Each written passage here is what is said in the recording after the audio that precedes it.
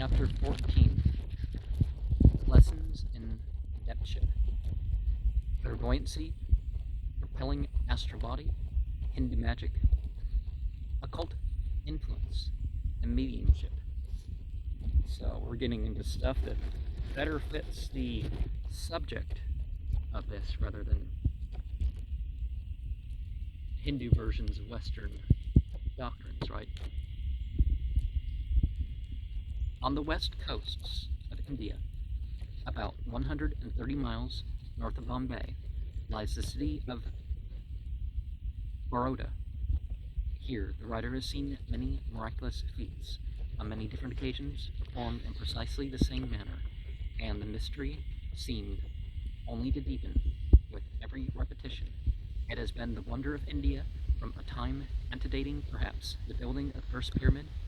The early Jesuit fathers, startled at the sight, and at a total loss for explanation, is still persisted in by the missionaries of the present, who assert that it is a sin even to witness these performances, and who anathematize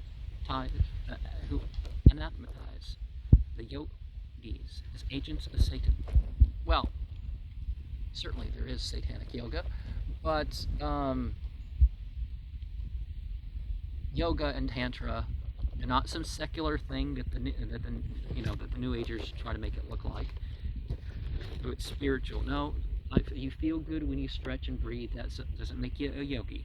But anyways, many are the wonders of Hindu magic. I might go on relating 100 or more wonderful, significant events, and in every respect strange, which have been witnessed in that gorgeous land of the East, which even in this 19th century of merciless Western materialism is more of a fairy tale than Arabia ever was at the time of Harun al-Rashid. And Harun al-Rashid, if you look into it, his fairy tale good reputation. Oh, certainly he was better than what you'd expect of a modern ruler, but yeah, he wasn't quite the good guy that people generally speak of him as. That earliest cradle of our race and civilization, Hindustan, still holds the key to many mysteries. In the shade of its palm groves, in the depths of its jungles, in the wild recesses of its mountains, and behind the walls of its temples, there yet lurks many a secret which will tax the ingenuity of our best reasoners for ages to come. The Eastern adepts and hierophants, through their long practice of thought and attention, and the art of contemplation, and ancestral practice for centuries, have developed in intellectual insight, subtlety of thought, power of metaphysical analysis, and philosophical reasoning, which dwarfs into insignificance the best product of our Western schools. There is a strange fascination in solitude. Man, that singular admixture of the bestial and divine, who in the society of his own species delights in being paltry and trivial, in developing the more ignoble and clownish side of his nature, becomes a different being when by necessity or choice he is left in his own meditations. The silence of the forests, the stillness of the desert, the vast expanse of the ocean, or the unbroken quiet of some secluded nook, awaken in him thoughts and feelings which the bustle of everyday life can never engender. Then the man is apt to propound to himself the great old riddle: if man shall die, shall he live again? And to descend into the abysmal depths of his consciousness. Now let's be careful not to just speculate what you think the possibilities are of such things. To the student of occultism and magic, there is a true and divine occult philosophy, as there is an occult or thaumaturgic power. This thaumaturgic power was exercised by the Christ and his apostles. This power was the legitimate fruit of the regenerate or higher spiritual life, to which they call the world. and in the power and inspiration of which they lived, spake, and wrought, understand the mysterious influences of the celestial realm upon the intellectual, and these upon the terrestrial, and to realize how to develop ourselves so as to be a master who is capable of attracting to his own soul the supreme influences of these worlds, whereby he may be able to operate and do wonderful things by these occult powers, to read the past and future of man, to know the secret counsels of men, to attract wealth, to overcome secret enemies and animals, to procure the love and favor of those around you, to deflect or expel disease, to prolong the days of your life on the earth plane, to foretell future events and see clairvoyantly and realize things happening many hundred miles away, and such like as these, that this lies within the possibilities of the soul of man, may seem incredible, yet read the ensuing treatise, and you will realize the above possibilities confirmed and verified by common sense and reason. And Common Sense Renewed is a book. If you want to know about the Georgia Guidestones for real, you might be able to find the PDF online. It's not worth the $400 or whatever for it. Warning to those who have become adepts. The writer will hereby inform the student that whatever the desires are which have been prompted him in the pursuit of a knowledge of occultism and the invisible forces of nature, so he will reap, for like always attracts like. If you desire the knowledge to secure revenge, it is but proper that I should warn you that thou wilt, in any of these experiments contained in these treatises, draw or attract to thyself a revengeful demon, or an accursed, infernal, furious evil spirit, serving in the principle and law of the wrath of God. Well, if it's serving God and what it's doing, how's it an evil spirit? We gotta stop talking about this natural evil, that if you don't like it, it's, evil is kind of silly seeming to me. Serving in the principle and law of the wrath of God, if for worldly riches and aggrandizement, then shalt thou have an earthial or fiery spirit, which will delude thee with the riches of the central world. If your fame are the blaze of glory, then you will have the evil spirits of pride, and they will be allotted to thee, who will gratify thy inordinate desire of vain glory. For all these offices are their evil spirits who have been allotted, and they are ever eager to merge their evil will and spirit with yours.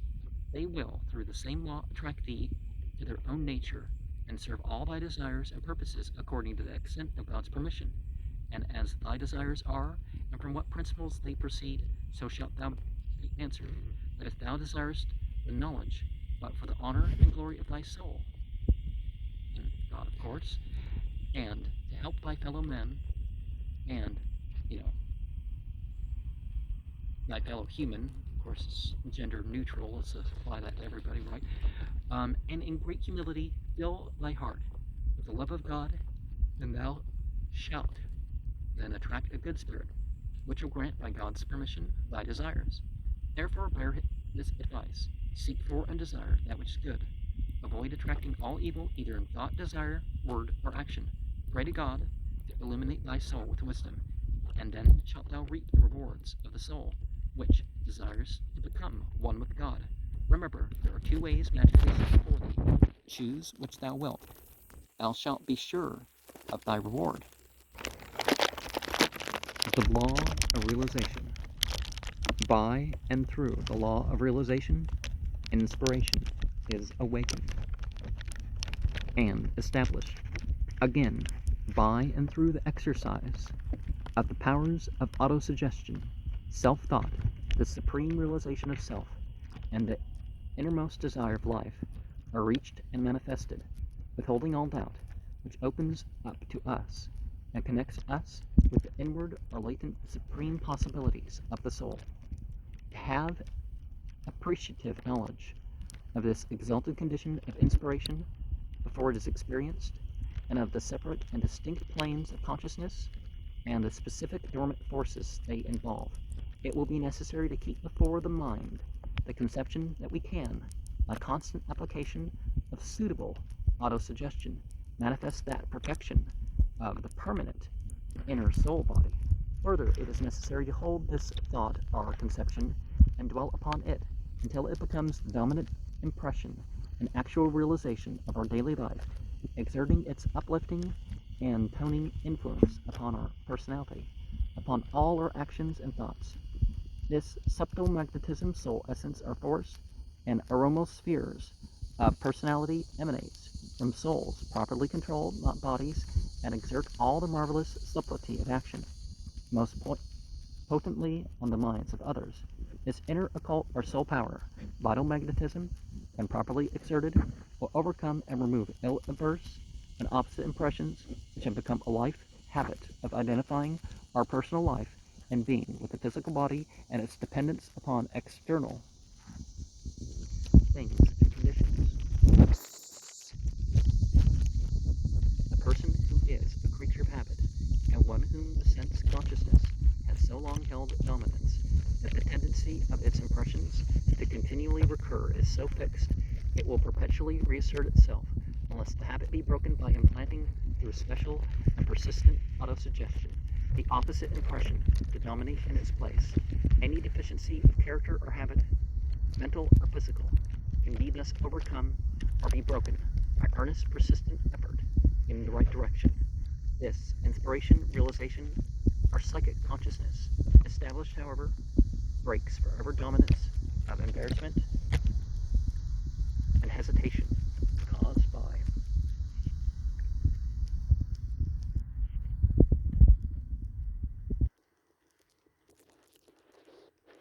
sense impressions of self. Hence, the importance of the immediate awakening and enthronement of this inspiration, realization, and the self-control of this higher consciousness, the perfection of which is reached and effected by gaining supreme self-control through the law or door of realization, the law for an adept. To one then who would become an adept and enter in earnest upon the process of induction in the higher states and planes of consciousness, the importance of recognizing and observing the law and adopting the habits which belong to the higher life he is seeking will be apparent. That law is temperance in eating and drinking, and chastity in all the functions and relations of sex, avoiding in both those indulgences which perverted activities and abnormal desires demand. There are but 3 steps involved in the act of withdrawing from the sense plane and entering into the communication with things of either the psychic plane or the spiritual plane, and they are so simple that the humblest intellect can comprehend them. The first is to bring the activities of the personal ego into absolute stillness by diverting or withdrawing the attention and thought from everything relating to things for the sense life and entering them upon the specific object chosen for interior contemplation. The second is to empty the mind also of everything relating to self-interest and lay down all pre-impressions for judgments and personal predilections, that the mind may be a perfect blank on which the truth undisturbed or unobstructed by a bias, a prejudice, or personal desire may write its own story. The third is to firmly hold the mind in this unbiased, receptive attitude upon the object in the full expectation of thus receiving the desired answer. It should be remembered that on the inner psychic plane, the soul activities of everything produce vibrations upon the psychic or ethereal atmosphere, which is so subtle and elastic that these vibrations extend indefinitely. When the mind is emptied and still or passive and opens itself to the psychic plane, and the attention is centered upon any given object or person, the soul vibrations of that particular object become focused upon the psychic organism and awaken in the consciousness of the listener the very truth of that which made the vibrations. If the soul be in a perfectly receptive attitude, it can take on the condition and thus enter into such sympathetic unity, which the dominant states of the person are thing upon which the attention is fixed, that it will sense and know them as perfectly as if they were its own. So the real character and condition of persons and things become as tangible and real to the soul of the psychometrist as if they were his own. Clairvoyancy. If, then, anyone would enter into the secret life, real character and true condition of persons and things, so as to know the absolute truth concerning them, he must get mentally still, hold his attention steadily upon them, and keep in perfect, receptive, and unbiased attitude toward them.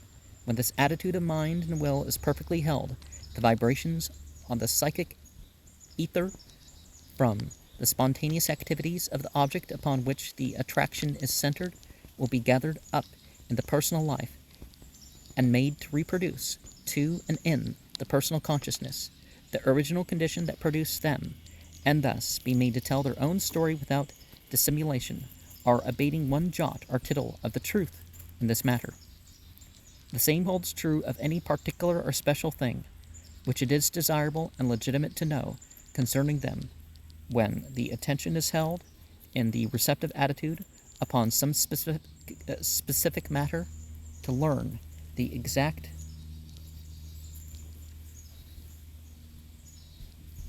truth concerning it. That particular truth will be made clear and certain to the listening consciousness. It will be thus seen that this necessary listening and receptive attitude is possible only when the soul desires the absolute truth, independent of all prejudgment, or any bias of personal consideration. We do not listen to another's conversation while we are talking to him. Neither can we receive the true story of another's life or character on the psychic plane with our mind upon him, full of active prejudgment and the bias of personal considerations.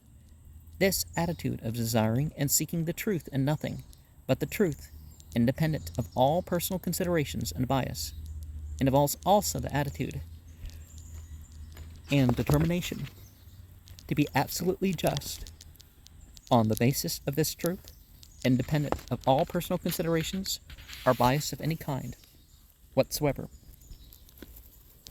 This attitude will prevent any misuse of the knowledge of the truth thus gained, and also keep the desire that only which is legitimate. The desire for that which is not legitimate destroys the condition of reliability.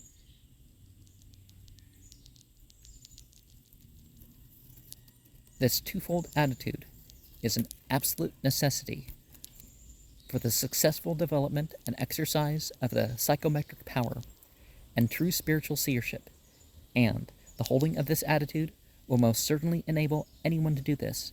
But for one to hold this impersonal and impartial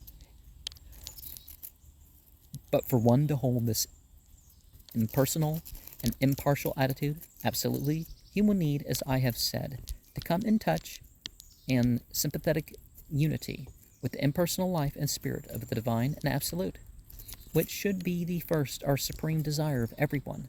This awakens and enthrones the divine and impersonal ego of his own being, which is always in unity and oneness with God, and holds the personal life in the consciousness of its supreme spiritual supremacy. This is why the writer emphasizes the necessity of first opening the spiritual consciousness and enthroning the spiritual nature in the personal life, in which the impersonal and impartial attitude becomes the spontaneous and permanent law of the life. The three successive steps, then, which open the soul to free and unobstructed activity and communication on both the psychic and spiritual planes, may be summed up and briefly stated thus. First, get the personal ego still, and empty the mind and feelings of every bias and standard of self and sense. That is, put out of the mind everything relating to this sense life and the desires of self, thus putting the soul in a perfectly receptive attitude for the unbiased and unobstructed revelation of truth. Second, when this passive state is fully induced, fix and hold attention in the passive yet expectant attitude upon the specific object upon which the truth is desired. Third, these two steps having been fully taken, stand firmly and persistently in the receptive and listening attitude toward the object for the immediate revelation of the truth concerning it, and in the full expectation of getting it, and according to your faith, it should be done to you. Which often doesn't confirm that the faith they have is the right faith. If, it's your faith in the scribbles of the doctor make the medicine work for you versus it not working, doesn't mean that the medicine was the right medicine for you. It's just, this receptive state and listening, expectant attitude will certainly open the consciousness to the psychic vibrations which write unerringly their story on the receptive mind. If in this third step we entertain doubts and questionings, we are not holding the receptive and listening attitude. This was the constant attitude and normal condition of the Christ mind, and so without study or effort he always stood in the light of absolute truth concerning everything with which he came into personal relations. He said, I can of mine own self do nothing. As I hear, I judge, always in the listening attitude for the inner voice or revelation. And my judgment is just, because I seek not mine own will, but the will of the Father, which hath sent me. So see, if Jesus was a God or part God, he wouldn't have to await the will of God.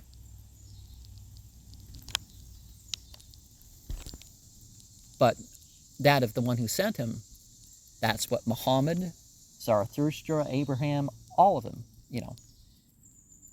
and their miracles, again, were by permission of God. So,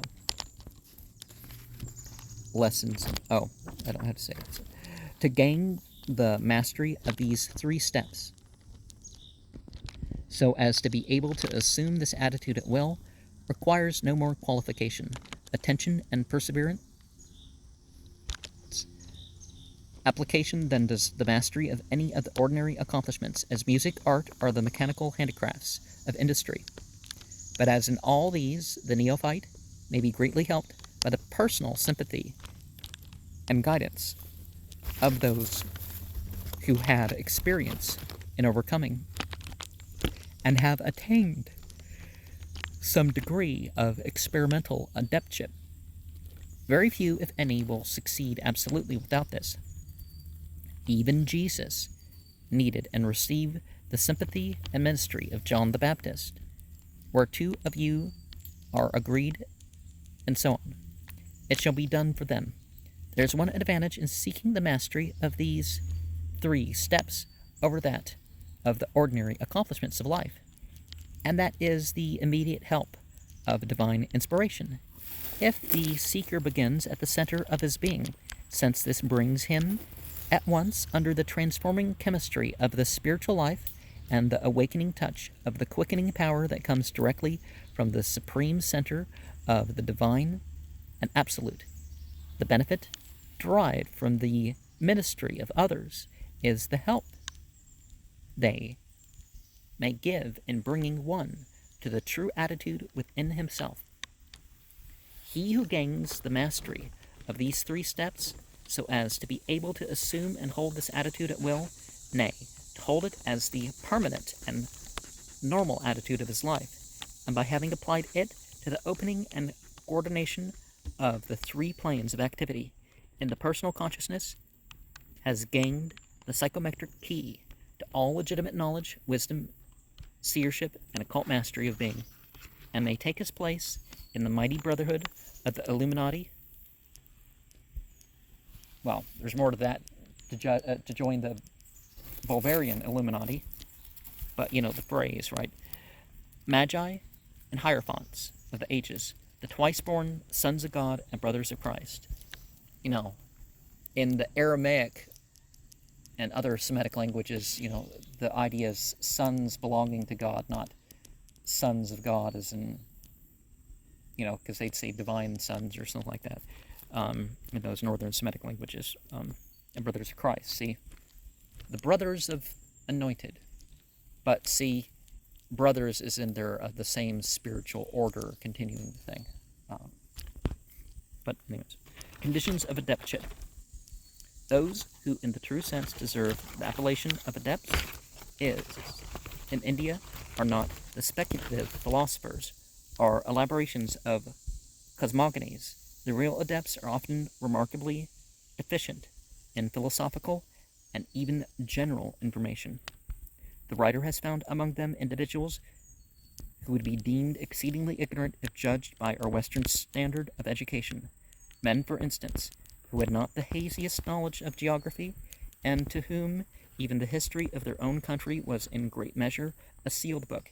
Yet these men were the custodians of secrets, which for many an intellectual giant would readily exchange 20 years of his life, secrets which, so far, has successfully baffled the researches of the best Western thinkers and experimenters, which not only enable the possessor to suspend or defy the ordinary laws of nature, but to triumph over time and space with an ease and readiness which the Greeks hardly dared to attribute to their Olympian entities.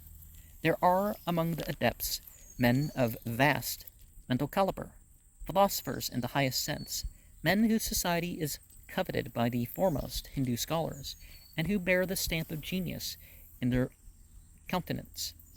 But they are rare exceptions, like everything else that is great and noble in this sorrowful world. What I desire to dwell upon is the fact that adeptship, in the real esoteric sense of India, does not presuppose great learning or intellectual superiority on the part of the initiate. The years of probation and the almost incredible hardships which are often inflicted upon the neophyte before he is deemed worthy of reception into the brotherhood are more intended to test his physical endurance and observe his trustworthiness than to increase his store of information. The specific methods of concentration. The great principle which underlies the almost endless modification of Hindu occultism may be embodied in the term abstraction, namely the attainment of as complete a sense of introspective vision as possible, by the withdrawal of the senses of sight, hearing, touch, etc., from the external world. Perhaps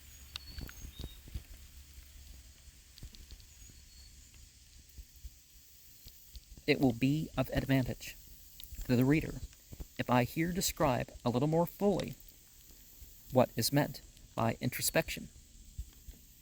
Suppose a mathematician, in order to master some intricate problem, were to seek refuge within the solitude of his four walls and endeavor to concentrate his mind completely upon the task before him. Now, if his success depended upon his power to reach complete abstraction, he would speedily discover that he was far from reaching the desired goal. Although he might secure solitude, he would not be able to exclude sound, for various noises are bound to reach and attract part of his attention, in spite of the most rigid application of his will. Assuming, however, that all sound were excluded, there are impressions of sight, which are an equal, if not greater, obstacle in the path of him who would seek to attain the introspective state. He might resort to the simple method of shutting his eyes, hoping thereby to get rid of the external world and reach the introspective state. Futile effort. There's a tarot card for that, right? There still would remain the consciousness of that fact, that objects of various kinds were surrounding him, which is a disturbing influence. Now, granting that the perceptions of sound, sight, and even touch could for a time, at least, be completely extinguished, there still would remain of this or that sorrow, of frustrated hopes, of business troubles, of all the petty vexations and annoyances of life. Unless these also be completely annihilated, there can be no such thing as abstraction.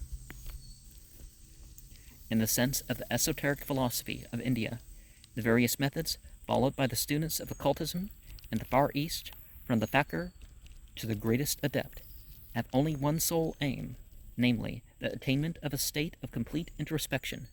When the condition is reached, so the masters say, the mind is a scroll upon which nature will write. In other words, the Gnostic in that state identifies himself with the Brahman or universal consciousness and partakes in a measure of the divine attribute of omniscience as well as omnipotence. Among certain schools of occultism and high-grade initiates, the practice of crystal gazing is largely followed as a means of enforcing the introspective condition. A piece of crystal, Japanese balls of rock crystal about 3 inches in diameter, are in common use all over India and are used to develop clairvoyant or inner sight. Well, or you could just be a Muslim or a Zen Buddhist or something. Because the Muslimin scry 5 times a day or so. And the Zen Buddhists also practice that attentive, focused watching, usually polished, is placed before the observer, who will seek some solitary spot and steadily gaze on the shining surface. The reader may imitate this practice, and the result will be a surprise at a revelation to him. The eye should be placed on a level with the crystal, and about 10 inches away from the latter. A light must be adjusted sideways, so that its image is not in the line of vision. And a piece of black cloth should be suspended behind the crystal. Within less than 2 minutes, the initiate has attained a degree of introspection and will then behold, in the mirrored surface, whatever he wishes to ascertain. For instance, what a certain person is doing at a certain moment, even the past and future will become in a measure revealed. A little practice 2 or 3 times a day will enable almost anyone to reach this degree of occultism, and the clearness of the images thus obtained, coupled with the correctness of the information, will be an everlasting surprise to the neophyte. Of course, what he apparently sees in the crystal is in reality transpiring in the astral life. Well, some of it's psychological, some of it could be spiritual that a person's noticing, right? He's reached a degree of introspective vision, so psychological, but is obliged to make use of some external, tangible object, which for the time being becomes his medium. And sometimes it's just easier to see into things, sometimes it alters the state, as you can see. A concave Hindu magic mirror will answer the same purpose, and many initiates enforce the abstract condition by merely gazing into the magic mirror, which they have made with their own hands. Yeah, paint on the other side of glass. Pick up something in the clearance or at a yard sale or something like this, and wash it off and, paint the other side black. Paint the frames separately if you're going to do that, but, material for making a magic mirror is now sold at Messrs. Laurence, Scott and Company. The breathing exercises resorted to by the Hatha Yoga school of occultism have no other purpose than to identify the consciousness of the individual with that of the Brahman, and 50 pages might be filled with a description of the endless variety of methods which this school enjoins. And aside from basic rituals, it is probably a very good thing for a person to practice different sorts of techniques.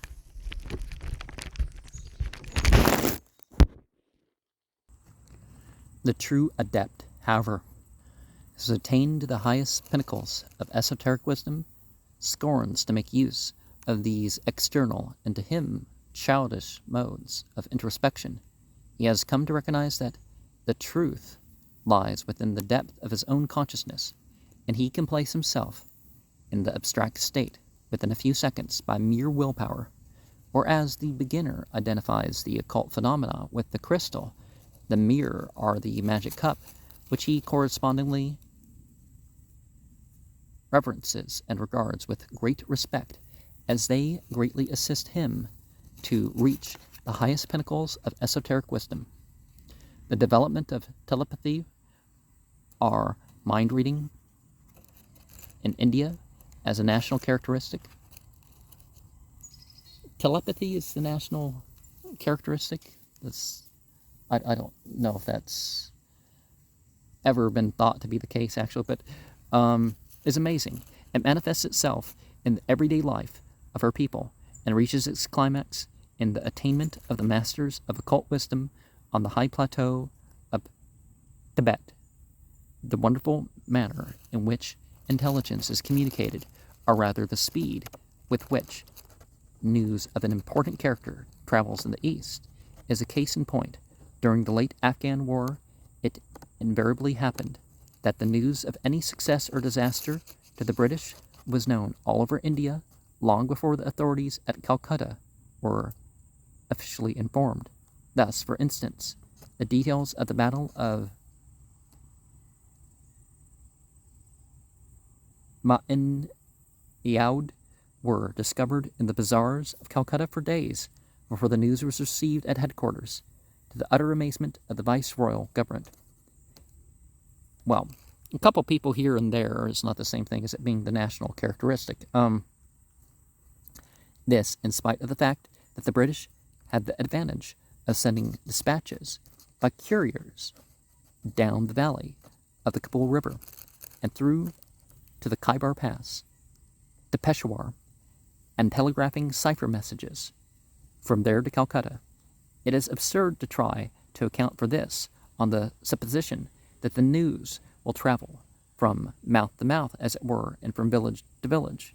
There are intervening mountain ranges and great deserts, villages and hamlets, many miles apart, and extensive ranges where scarcely any human habitation is to be met with. Besides, the Hindus are not given to much travel, and there is little, if any, intercommunication by means of letters or messages of any sort. Why the news of the great disaster which befell Napoleon's army at Moscow took over 6 weeks to reach Paris, and this at a time when postal communication was already well organized all over Europe.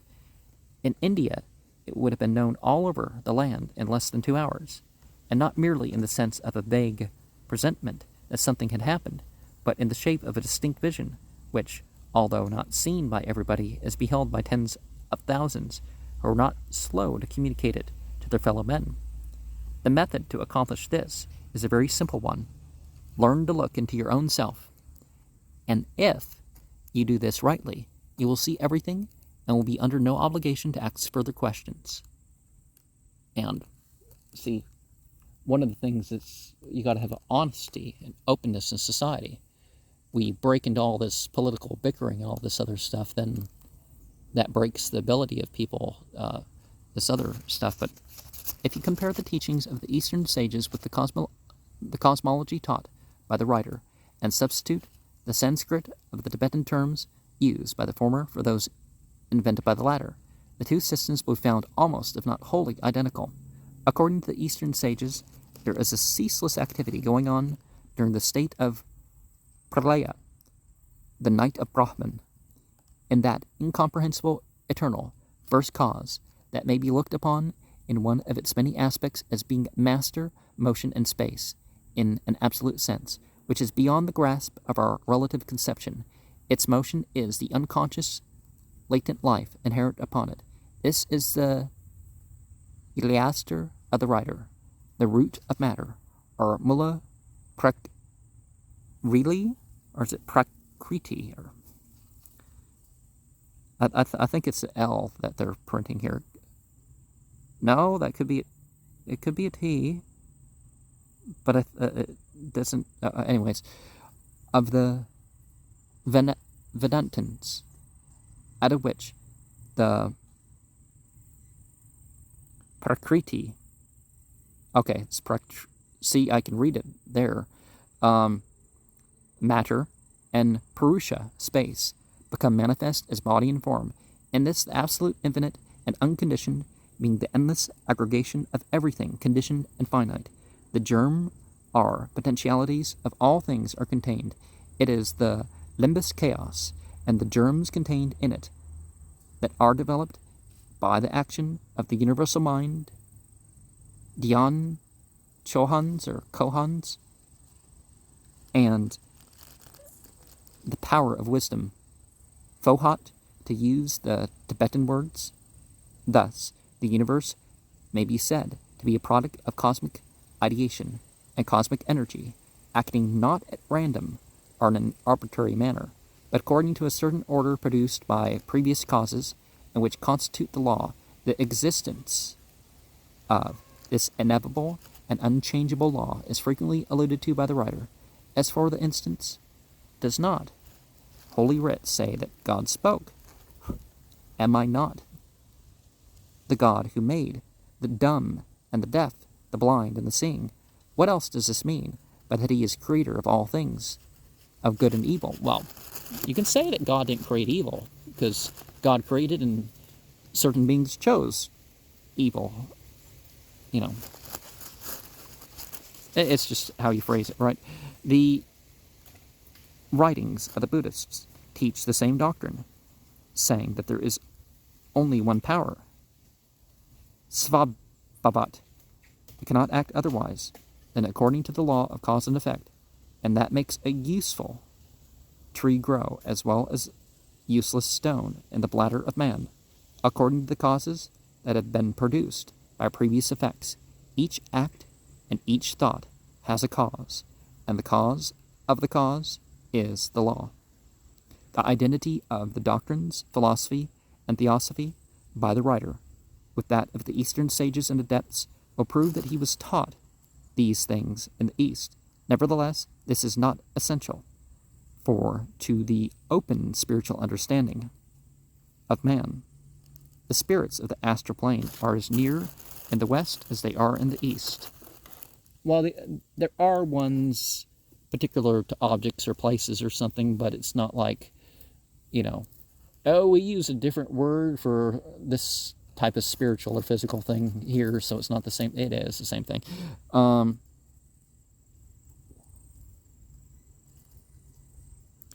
He who is capable, developed, to open his spiritual eyes, may see the sun himself, sun with a U, and does not need to be informed about its existence by somebody having seen the sun in the Orient. The exercise of thaumaturgic power by the Christ and his apostles has mistakenly been regarded as a supernatural and miraculous gift bestowed for an exceptional purpose, instead of the working of an occult law to be practically studied, mastered, and applied in universal experience. See, that stuff that, the things I've done, you shall do. The community is supposed to take up that power, right? But this vicarious thing has prevented it. There is not the slightest warrant for the miracle view in the teaching of either Jesus or his apostles. On the contrary, this view was specifically emphasized by them as the legitimate fruit of the regenerative or higher spiritual life to which they called the world, and in the power and inspiration in which they lived, spake, and wrought. Jesus insisted upon the exercise of this power as a necessity to the spiritual preaching and spread of his gospel through the world. In choosing and preparing his disciples for the preaching of his gospel, we read that he first taught them the use of this power as a necessary condition of successful preaching. And when he had called unto him his 12 disciples, he gave them power against unclean spirits to cast them out, and to heal all manner of sickness and all manner of disease. The object of the writer of this book is an analytical epitome of the Christ theosophy and occultism, and to briefly show its foundation in the nature of things and the constitution of man as a basis of an intelligent and compelling faith, a faith which speaks and it is done, which commands and it stands fast. The Oriental occultism and theosophy, venerable with age, having its origin in antiquity and the Far East, and which it is claimed has been handed down from almost prehistoric times, through generations and generations of adepts, is now being introduced into the Western world. By a growing, well-organized, and tolerably widespread propaganda, it is being popularized, epitomized, and vigorously promulgated in both Europe and America. Let the initiate take up the study of the New Testament occultism or the Christ and apostolic thaumaturgy, and give it the attention its importance demands as something to be understood and applied as a practical and demonstrable science. The writer would urge this study and effort because of the profound conviction, first, that the fruition of the Christ gospel is impossible without the restoration and exercise of the thaumaturgic power of the Christ-like, since without it, the professed follower and teacher is shown to be out of direct touch with the spirit and power of the ascended Lord, whose presence in spirit and power was soon to become manifest in the signs following. See, ascended spiritual master, so it's a goal for what we're supposed to do ourselves. Second, that this is the legitimate work and rightful province of man as a spiritual being and child of God. We don't take that child of God thing literally, but, intelligence of God is another way of thinking of that thing. Goodly, productive entity of God. Other words like that. Whose duty as well as privilege is to stand in relation to his environments, in the image and likeness of the Father holding dominion. It was to bring mankind to this realization that the Christ gospel and ministry was open to the world.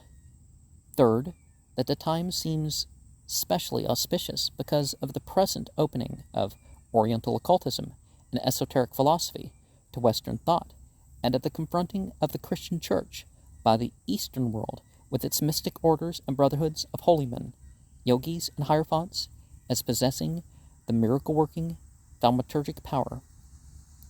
The Christ life and teaching have hereto been so exclusively studied from the standpoint of theology and ethics by the leaders of the Christian thought that the attention of the whole Christian world has been diverted from the rational and practical study of the occult power exercised by the Master and his apostles, and which they emphasized in their teaching as an equally important and indeed a vitally practical factor in the new and higher life to which they called the world, starting out with the baseless impression that this occult power, being exceptional in human experience, was necessarily supernatural and miraculous. It has never occurred to the theologians and students of the New Testament, Arcanum, to regard these so-called miracles as possible, legitimate, of an occult law and power to be practically studied, mastered, and applied in universal experience. Nevertheless, an unbiased and careful consideration of the direct and emphatic teaching of the Christ and his apostles will convince the most hesitating and conservative mind that they certainly regarded the possession and exercise of this power as the orderly and legitimate result of certain specific mental and spiritual attainments possible to all, and which was the special work to urge upon all. It will be observed that this special definition and description of spiritual gifts embraces every phase of a legitimate power, knowledge, insight, and mastery ever claimed or sought for by the Magi and Hierophants of the world, and that the great apostle clearly intimates that they are for and should be experienced by the Master's followers. It will be observed that a very specific definition and description of the spiritual gifts, power, or sight embraces every phase of a legitimate occult power, knowledge, insight, and mastery, ever claimed or sought by the Magi, Seer, Adept, Apostles, and Hierophants of the world, and that the great Apostle clearly intimates that they are for and should be experienced by the humblest of the Master's followers.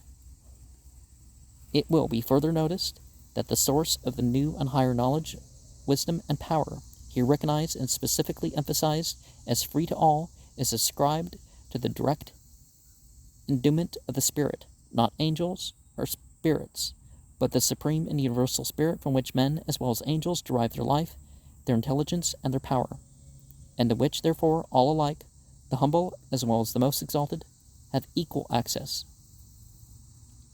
It will be further noticed that the source of the new and higher knowledge, wisdom, and power here recognized, specifically emphasized as free to all, is applied to the direct and endowment of the Spirit, not spirits or angels, but the supreme and universal Spirit, from which men, as well as angels, derive their life, their intelligence, and their power, and to which, therefore, all alike, the humblest as well as the most exalted, have equal access.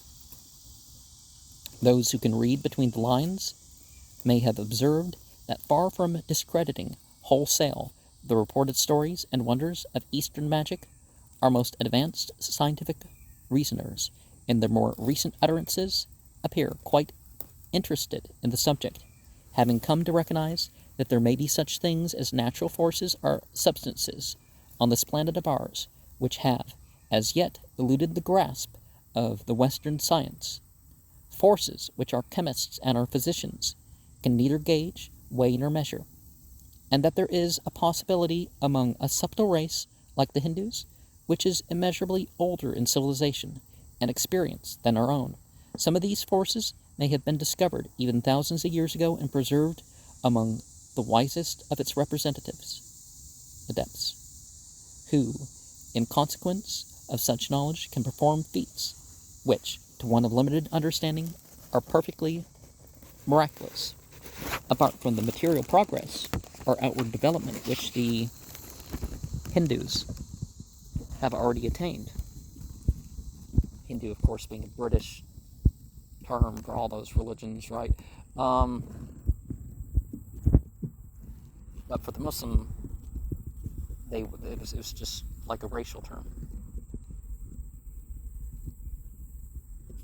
Hence calling it Hindustan. Because they wouldn't have called it Hindustan if they thought that that was saying some religion other than God's unadulterated religion. Place for it, allowing people their freedom of religion, but not say, oh, this is the Christian place over here. It's like, well, yeah, they wouldn't have formally named it that way. They had already attained, which we were apt to call prehistoric, as evidenced by the splendor of their buildings and the luxuries and the refinements of their civilization in general. It would seem as if this greatest and most subtle of Aryan races had developed an inner life even more strange and wonderful. Let those who are imbued with the prevalent modern conceit, the Westerners have reached the highest pinnacle of intellectual culture, go to India. Let them go to the land of mystery, which was the ancient, when the great Alexander crossed the Indus with his warriors, ancient when Abraham roamed the plains of Chaldea with his cattle, ancient when the first pyramid was built, and if, after a careful study of Hindu life, religion, and philosophy, the inquirer is still of opinion that the palm of intellectual advancement belongs to the Western world, let him lose no time in having his own cranium examined. The Hindus, owing to their intense love for solitary meditation, which has been one of their pronounced characteristics from the time immemorial, have acquired mental faculties of which the materialists have no conception. There are in man latent powers which are susceptible of the highest culture, and it is more than probable that a faculty once aroused and persistently exercised for a number of generations may develop into a permanent characteristic. It would seem as if among the Hindus, speculative philosophy had been the ruling fancy from a very remote antiquity, and moreover, that kind of philosophy which does not depend upon an interchange of ideas for its advancement, but is based almost entirely upon intuition, leads upon the cultivation of certain mysterious innate faculties, which are presumed to lie dormant even in the breast of the savage. They have accomplished, and have certainly come nearer the truth than the Western materialist, with his endless empiricalism and experimental tortures of matter. The Hindus, in their efforts to raise the veil which hides the mysteries of time and space, discovered that which is apt to cause extreme surprise in the Western neophyte, and which is destined to play a great part in the future of this country. Their triumph in this direction was the discovery and application of that strange psychic force known to the Western people as hypnotism. The American people have just begun to realize that there is such a force, and are on the threshold, as it were, of a dominion which is as boundless as it is marvelous. But the discoveries which are being made today were made ages ago by the Sesquitic Indians and Iranians, and while a knowledge of the subject in this country is chiefly derived from or based upon the experiments of a few materialistic scientists and investigators, during the very recent years, the Hindus have the experience of at least centuries behind them. Instructions and admonitions. The sincere student who once enters upon these instructions should consider with care that which has been previously stated, and should pay attention unto everything that follows.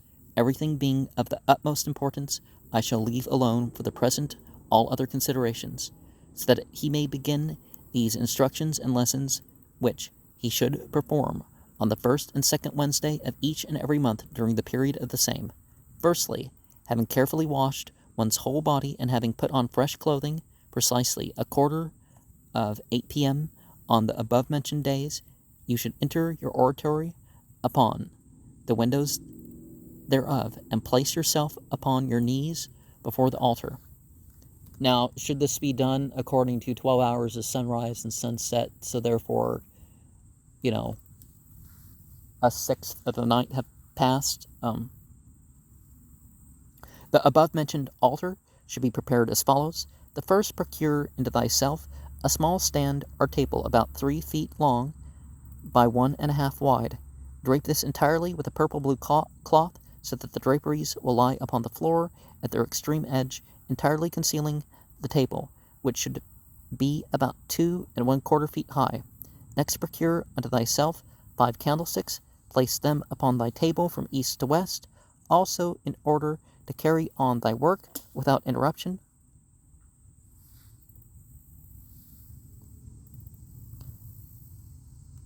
Thee should procure at least 2 dozen waxen candles, as thee will need them in the future. Also obtain for thy own exclusive use 1 full package of temple incense, together with an incense burner of good ventilation. These may be obtained from the Laurence company. Turn your face toward the window, and devoutly and with boldness ye should invoke the name of the Lord, Yahweh, whatever word you have for that, Bhagavan, Allah, Ahura Mazda, whatever, thanking him for all the grace which he hath heretofore given and granted unto thee from thy infancy until now. And then, with the utmost humility, shall thee humble thyself unto him, and confess unto him entirely of all thy sins, supplicating him and pardon thee to remit them. He should also supplicate him that in time to come he may be willing and well pleased to regard thee with consideration, and grant unto thee his grace and great goodness, as also to send unto thee thy guardian angel, to serve thee as a guide, and direct thee ever in his holy way and will, so that thee may not sin through inadvertence, through ignorance, or through human weakness. In this manner and spirit only shall thee commence thy prayer and communication at the hour and day above written. Thee may be concerned to complain why I have not written down the words or form of thy prayer more fully. Thee should be aware that, although in the beginning thy prayer will be weak, it will suffice, providing that ye understand how to attract and claim the grace of God with a noble and true heart, as it is from such that the true prayer cometh forth. The word God used here as elsewhere in this work means the great universal spirit God, and that is the Paramatma, within thy own soul. Doesn't mean it is your own soul, it just means it's inside of everything, right? Including you. Further, grace of God with noble and true heart is from such true prayer forth.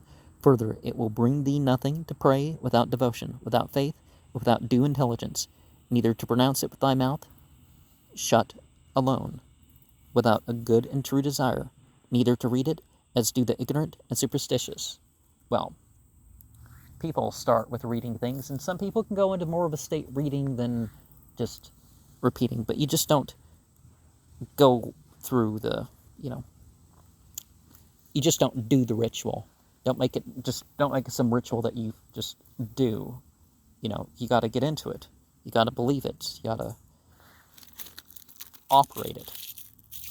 For it becomes necessary, not just perform it like it's some outward drama or something.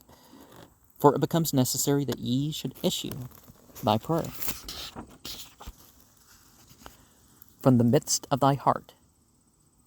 This surely and certainly is the one great object in all occult and magical operations, and this point should be closely studied, for unless thy entire and whole heart and soul and faith go with thy prayer and ceremony, invocation and conjuration, there never can be any reliable results, whatever produced. Well, some results, just not what might be otherwise.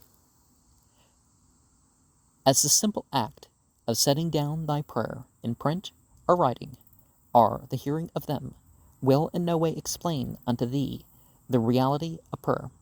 For this particular reason I have not desired to give unto thee any particular or special form of orations or prayers, as it is best that ye learn from thyself and of thyself how to attend prayer, and thereafter invoke the good spirits, believing that it is best that thee should not depend upon me entirely for the order of thy prayer, as thee has within thy reach the books of the Holy Scripture, they being bountiful with potent prayers and beautiful actions of grace. This being true, I advise thee to study therein, and to profit therefrom, and thee will in no way be deficient in instructions of knowing how to pray with good and ample results.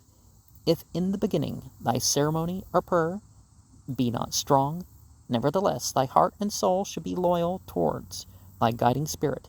He will by degrees actuate thee in thy ability to pray with strength and fervor. He will also enlighten thy soul, so that thee will know and have great powers of endurance in thy invocations, convocations, and prayers. After thee has carried on thy invocation and prayers, shut thy window, and depart at once from thy oratory, seeing that no person whatsoever may be able to enter therein. And thee must not thyself enter therein again until the hour and day above written. Thee, then, is to enter again with fresh vigor, and proceed to give thy invocation and prayers identical with the same as written above. Further, I do here admonish and make it compulsory upon thee to carry out that which follows. Thee should also know that it becomes requisite that in thy sleeping room be contiguous to thy oratory, preferring being on the same floor. This chamber must be properly renovated and cleaned.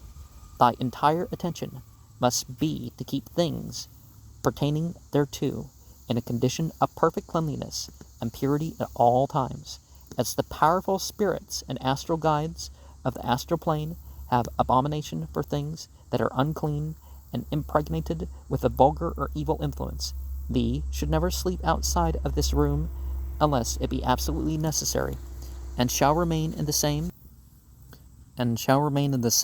as much as possible. And I admonish thee to remain away and leave entirely alone each and every person which thee can conveniently dispense with. Now, remember, with Itikoff and Vipassana, the sort of rules of in one place there, and what the Native Americans do with that 3-day, the Cherokee, I don't know if that's actually what their tribe is called in their own language, but don't they have a thing where they fast for 3 days and stay in the same place, and they have a couple pots with them or something? Well, basically a chamber pot to throw,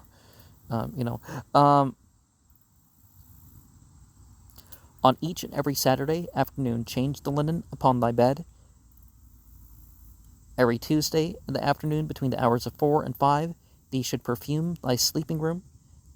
Never allow any animal, such as a cat, dog, etc., to cross the threshold thereof, or sleep or rest therein, so that it may in no way whatsoever become impure or contaminated with their particular magnetism or influence.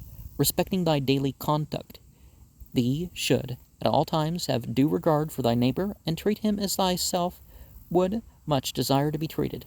Whenever convenient, thee should relieve thyself of all commercial and business affairs, never indulging with vain companions and idle talk, living a solitary life of tranquillity and honesty. If in the previous lifetime thee has been a vain and proud and wicked man, living in idle luxury, or thee has debauched, thee should entirely free thyself from now and forevermore from these cursed influences and vices. True retreat rather than just, vacation. This is what person's doing. As thee may hear, read, and know that this is the reason why all of the high priests, adepts, master lamas, and yogis of the temples and lamaseries have chosen to retire into solitude during the period of their development and acquire the sacred power of magic. For when there are numerous persons, much idle talk and evil scandal will result. Where evil and scandal is prevalent, sin will materialize. The same driveth away and giveth offense to thy spirit guide and to the spiritual influences of the astral plane, thereby obstructing thy progress into ancient wisdom, and the same will become closed unto thee. Indulge in conversation with no man, especially if he be a friend or companion of those who are sinful, or may lead thee thyself into sin. Bad company is one of the key poisons of the heart. Therefore, it becomes necessary for thee to indulge in solitary retirement whenever convenient and possible, so that thee may have descended upon thee the great clairvoyant and mediumistic power which thee desires. In all busyness of selling, trading, or buying, it becomes requisite that thee never permits thyself to become angry, as thee must at all times remain quiet and modest. When convenient, thee should set aside a short space of time after thy daily meals, for which the reading of some good work, such as Magic Black and White by Hartman, or Transcendental Magic by Levi, as this will instruct thee and assist thee in these mystical sciences. Eliphas Levi is kind of like West Anglican curmudgeon. Crowley's better than Levi, somebody to refer to, more comprehensive. And as this will instruct thee and assist thee in these mystic sciences, for then, day by day, thee will realize and feel thy development. Use great moderation in drinking, eating, and sleeping. Shun public resorts, never indulging in public dinners, eating at thy own table with thy own family in an atmosphere of quietness and harmony. Avoid secular talk for the sake of secular talk. Try to do this in one's whole life, not just in your retreat. You leave for case of needs only, right? Never indulge in sleep in the daytime, especially in the afternoon, just previous to performing thy exercises. Thee should not accustom thyself to becoming neglectful in any way. These directions and admonitions are given to keep thy soul and astral body entirely free from undesirable influences, the better to accustom it to a pure and holy force. Thee will then be able to better exercise thy self-control and clairvoyant power. All students of Indian occultism realize and know the great importance of silent meditation even at sunrise. For this particular hour, the Iazuma, beginning of the Womaxizu course, in the preceding 24 hours of the day, and the great controlling influences of Kubzna becomes active.